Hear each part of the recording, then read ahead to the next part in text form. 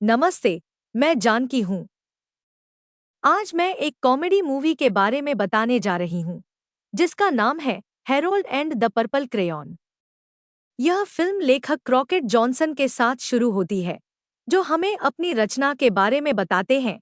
एक लड़का जिसका नाम हैरोल्ड है, जिसके पास एक जादुई बैंगनी क्रेयॉन है। हैरोल्ड जो कुछ भी चाहे, वह बना सकता है और वह तुरंत जिंदा हो जाता है। हैरोल्ड ने खुद के लिए दो दोस्त बनाए, मूस और पोर्क्यूपाइन, और इसी पल से वे हमेशा एक दूसरे के करीब रहते हैं। जैसे जैसे हैरोल्ड बड़ा होता है, उसकी दुनिया भी बड़ी होती जाती है और उसकी कल्पना भी फैलती जाती है। एक दिन हैरोल्ड को अपने अस्तित्व के बारे में सवाल उठने लगते हैं और वह सोचता है कि उसे किसने बनाया है। कथावाचक अपना नाम नहीं बताता, लेकिन तुरंत जवाब देता है कि हैरोल्ड उसकी रचना है। वह यह भी कहता है कि वह असली दुनिया में रहता है, जहाँ चीजें बहुत जटिल हैं। हैरोल्ड इस दुनिया के बारे में और जानने के लिए उत्सुक हो जाता है और कहता है कि यह जरूर एक शानदार जगह होगी। हालांकि कथावाचक ज्यादा कुछ नहीं कहता और रात के लिए अपनी रचनाओं को छोड़कर चला जाता है। अगली सुबह उत्सुक हैरोल्ड के पास असली दुनिया से जुड़े कई सवाल होते हैं। वह इन सवालों को पूछने लगता है, लेकिन कथावाचक जवाब नहीं देता। हैरोल्ड तय करता है कि वह असली दुनिया में जाएगा और उस कथावाचक को ढूंढेगा, जिसे वह बूढ़ा आदमी कहता है। वह अपने क्रेयॉन से एक दरवाजा बनाता है, जो अगले आयाम में जाने का रास्ता खोलता है। हैरोल्ड, मूस और पोर्क्यूपाइन दरवाजे से निकलने वाले रंगों से हैरान हो जाते हैं। हैरोल्ड दरवाजे से गुजरने का फैसला करता है, लेकिन मूस हिचकिचाता है क्योंकि बूढ़े आदमी ने चेतावनी दी थी कि असली दुनिया बहुत जटिल है। फिर भी हैरोल्ड अपने दोस्तों से कहता है कि वे वहीं रहें, अगर बूढ़ा आदमी वापस आए, और फिर वह पोर्टल में कूद जाता है। वह एक रंगीन स्पेस से गुजरता है और फिर रोड आइलैंड में एक इंसान के रूप में पहुंचता है। हैरोल्ड तुरंत 3 आयामों वाली दुनिया और रंगीन नज़ारे से हैरान हो जाता है। इसी बीच पोर्क्यूपाइन मूस को दरवाजे के दूसरी तरफ झांकने के लिए बहकाती है। वह अपने कांटे से मूस की पीठ में चुभोती है, जिससे वह दरवाजे से गुजर जाता है। मूस इंसान बन जाता है और जल्द ही रोड आइलैंड में पहुंच जाता है, लेकिन पोर्क्यूपाइन पीछे रह जाती है। दूसरी ओर हैरोल्ड को पता चलता है कि असली दुनिया के लोग उसके कपड़ों की वजह से उससे जुड़ नहीं पा रहे हैं। वह पास के एक कपड़ा दान स्टॉल पर जाता है और पुराने ओवल पहन लेता है। तभी मूस भी वहां आ जाता है और दोनों दोस्त असली दुनिया की खूबसूरती का आनंद लेते हैं। वे चारों ओर देखते हैं और अचानक एक बूढ़े आदमी को बेंच पर बैठे देखते हैं। वे तुरंत उसके पास जाते हैं, यह सोचकर कि वे अपने रचिता से मिलने वाले हैं।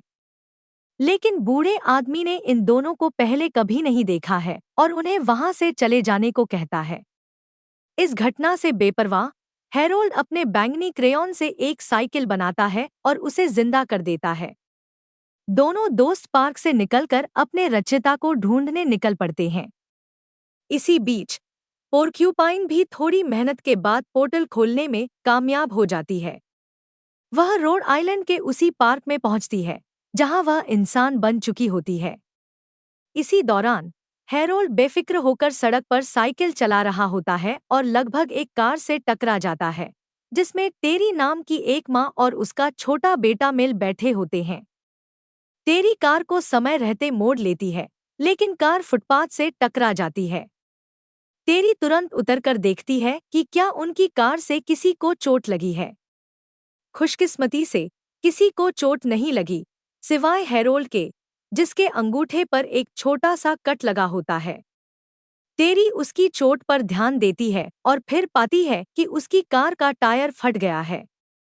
जब वह फोन पर मदद के लिए कॉल कर रही होती है, हैरोल्ड तुरंत एक स्पेयर टायर बना देता है। मेल, जिसने अभी अभी एक अजनबी को हवा से टायर बनाते देखा है, हैरान रह जाता है। वह बाहर आता है और जल्दी से दोनों आदमियों से अपना परिचय देता है। छोटी सी बातचीत के बाद अजनबी कार को ठीक कर देते हैं और टेरी उन्हें उनके गंतव्य तक छोड़ने का प्रस्ताव देती है। हालांकि जल्द ही यह स्पष्ट हो जाता है कि न तो हैरोल्ड और न ही मूस को पता है कि वे वास्तव में कहाँ जाना चाहते हैं।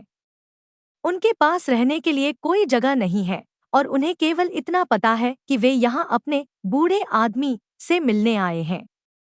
मेल इसलिए अपनी माँ से विनती करता है कि वह उन्हें एक रात के लिए अपने घर में रहने दे और वह अनिच्छा से मान जाती है। कुछ समय बाद वे अपने गंतव्य पर पहुंचते हैं और टेरी अजनबियों को उनका कमरा दिखाती है। हैरोल्ड को पता चलता है कि टेरी एक संगीतकार है, लेकिन वह उसे बताती है कि यह सिर्फ एक बचपन का सपना था।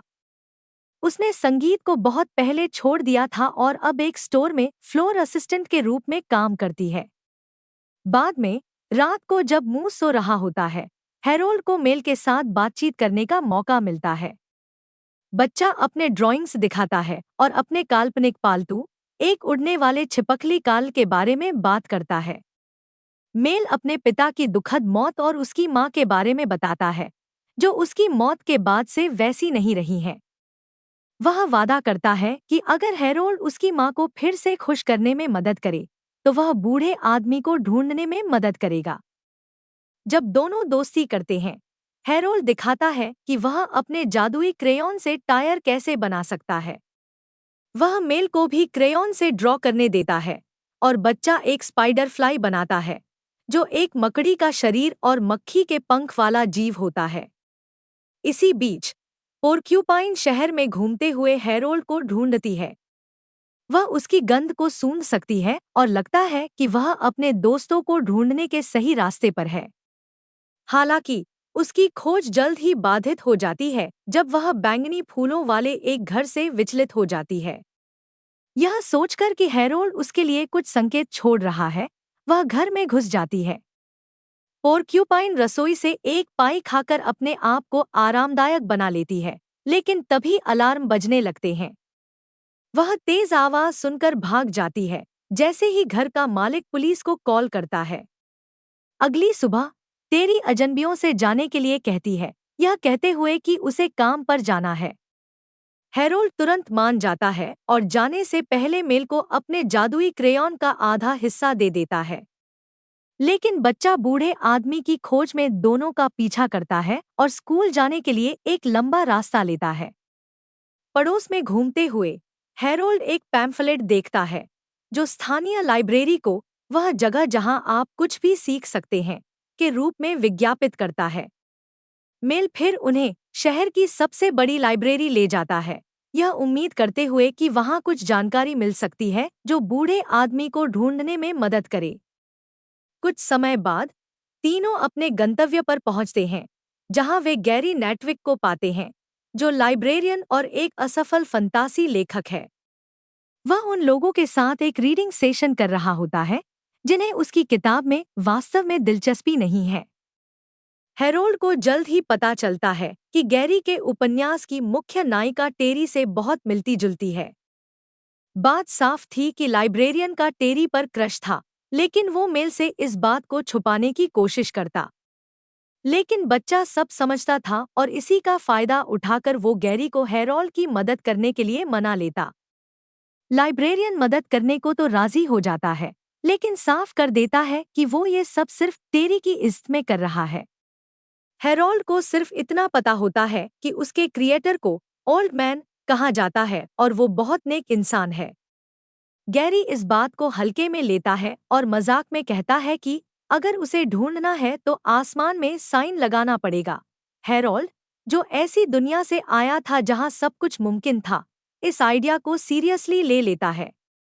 तीनों पार्किंग लॉट में जाते हैं, जहां हैरोल्ड अपने क्रेयॉन से एक हवाई जहाज बना देता है। गैरी ये देखकर दंग रह जाता है और समझ जाता है कि ये लोग किसी और ही दुनिया से आए हैं। लेकिन इससे पहले कि वो कुछ कर पाता, तीनों दोस्त जहाज में उड़कर निकल जाते हैं। वो आसमान में ओल्ड मैन के लिए मैसेज छोड़ते हैं, लेकिन जो नंबर देते हैं वो टेरी का होता है। नतीजा ये होता है कि टेरी के फोन पर सैकड़ों कॉल्स आने लगती हैं। कुछ देर बाद तीनों एक बड़े पैराशूट के सहारे जमीन पर लैंड करते हैं। इस बीच मेल स्कूल जाता है, लेकिन जैसे ही वो अंदर घुसने की कोशिश करता है, दो बुल्लीज उसे रोक लेते हैं। वो उसकी सीटी छीनने की कोशिश करते हैं, जिससे वो अपने इमेजिनरी पेट कार्ल को बुलाता था। लेकिन मेल भी कम नहीं था। उसने एक बुल्ली को जोर का धक्का दिया और उसकी नाक से खून निकाल दिया। तभी एक टीचर आकर बीच बचाव करता है और सबको प्रिंसिपल के ऑफिस भेज देता है। दूसरी तरफ हेरोल्ड और मूस टेरी के वर्क प्लेस ओलीज सुपरस्टोर पहुंचते हैं और वहां की भव्यता देखकर चौंक जाते हैं। टेरी जब उन्हें वहां मौज करते देखती है तो चिढ़ जाती है, खासकर इसलिए कि उसके फोन पर बूढ़े आदमियों के फोन बंद ही नहीं हो रहे थे। तभी उसे स्कूल से फोन आता है कि मेल किसी झगड़े में फंस गया है। वो फौरन निकलने लगती है, तो हेरोल्ड और मूस उसकी जगह काम करने को तैयार हो जाते हैं। लेकिन मुश्किल ये थी कि सिर्फ 6 मिनट में ही दोनों को नौकरी का असली स्वाद लग जाता है और उन्हें काम का मतलब समझ ही नहीं आता। टेरी जब मेल को स्कूल से लेकर आती है, तो उसे समझाती है कि उसे कार्ल को भूलकर असली दोस्त बनाने चाहिए। मेल उसे समझाने की कोशिश करता है कि हेरोल्ड उसका दोस्त है, लेकिन टेरी को ये मंजूर नहीं। उसे लगता है कि हेरोल्ड उसके बेटे के दिमाग में बेकार की जादुई बातें भर रहा है। इधर ओलीज में मूस एक बड़े टीवी पर चल रही नेचर डॉक्यूमेंट्री में उलझ जाता है और हेरोल्ड मजाक मजाक में अपने क्रेयॉन से एक असली प्यूमा बना देता है। इससे पूरे स्टोर में अफरातफरी मच जाती है, शेल्फ गिरने लगते हैं, आग लग जाती है और कुछ लोग घायल भी हो जाते हैं। जब टेरी वापस आती है, तो उसे नौकरी से निकाल दिया जाता है। लेकिन ट्विस्ट ये आता है कि वो इन अजनबियों को अपने घर पर रहने देती है, क्योंकि उसे खुशी होती है कि उन्होंने उस बेकार की नौकरी को तहस-नहस कर दिया। रात में सब डाउनटाउन घूमने जाते हैं, जहां टेरी बताती है कि उसने अपने पति के जाने के बाद म्यूजिक बजाना बंद कर दिया था। मेल उसे आइसक्रीम के लिए ले जाता है और इसी दौरान हेरोल्ड एक भव्य पियानो बना देता है और टेरी को फिर से बजाने के लिए मनाता है। उसकी धुन पर पूरी भीड़ मंत्रमुग्ध हो जाती है।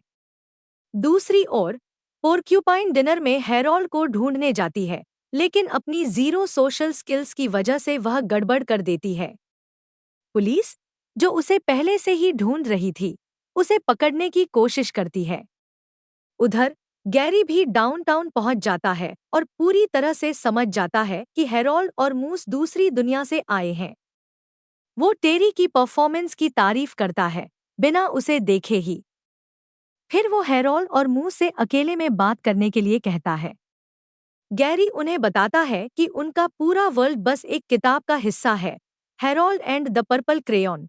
लेकिन बात अधूरी रह जाती है क्योंकि तभी पोर्क्यूपाइन वहां पहुंचती है और पुलिस उसे धर दबोचती है। चूंकि हेरोल्ड और मूस भी उसकी गैंग के हैं, इसलिए उन्हें भी गिरफ्तार कर लिया जाता है। लेकिन ज्यादा देर तक वो पुलिस स्टेशन में नहीं रहते। हेरोल्ड अपने क्रेयॉन से एक विशाल तोड़फोड़ करने वाला बॉल बनाता है और तीनों आसानी से भाग निकलते हैं। स्कूल में मेल खिड़की से उन्हें भागते हुए देखता है और उनके पास जाने की कोशिश करता है, लेकिन वही बुल्लीज उसे रोककर उसकी सीटी छीन लेते हैं और उसे एक कोठरी में बंद कर देते हैं। लेकिन मेल हार नहीं मानता।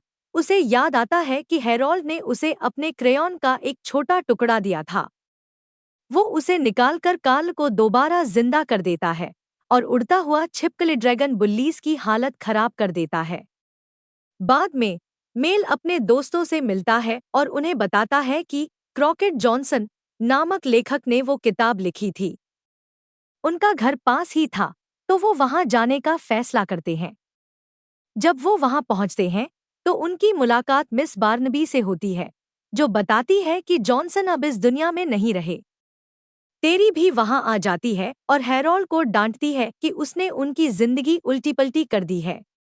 इससे हेरोल्ड हताश हो जाता है और उसकी बनाई हर चीज, यहाँ तक कि मूस और पोर्क्यूपाइन भी गायब हो जाते हैं। लेकिन सबसे बड़ा झटका तब लगता है जब गैरी धोखे से हेरोल्ड से उसका पर्पल क्रेयॉन छीन लेता है। अब उसका असली रूप सामने आता है। वो हेरोल्ड को कैद कर लेता है और दुनिया से बदला लेने की कसम खाता है। मेल को एहसास होता है कि कुछ बहुत गड़बड़ हो रही है। वो लाइब्रेरी पहुंचता है लेकिन गैरी उसे भी पकड़ लेता है। वो एक जादुई रथ बनाकर शहर में आतंक मचाने निकलता है, लेकिन मिल हार नहीं मानता। वो क्रेयॉन का टुकड़ा निकालकर एक चाबी बनाता है और दोनों दोस्त आजाद हो जाते हैं। वे गैरी से क्रेयॉन वापस मांगते हैं, लेकिन वो उसे निगलकर खुद एक दैत्य बन जाता है। आखिरकार मेल और उसके जादुई दोस्त उसकी शक्तियां छीन लेते हैं और सब कुछ ठीक हो जाता है। जॉनसन म्यूजियम में उन्हें एक नोट मिलता है जो हैरोल्ड को आगे बढ़ते रहने के लिए प्रेरित करता है। आखिर में हैरोल्ड, मूस और पोर्क्यूपाइन अपनी दुनिया लौट जाते हैं, इस बार रंग-बिरंगे क्रेयॉन्स के साथ नई कहानियां गढ़ने के लिए। इस तरह की और वीडियो के लिए सब्सक्राइब करें, नोटिफिकेशन चालू करें और चैनल की मदद करने के लिए वीडियो को लाइक करें। देखने के लिए धन्यवाद।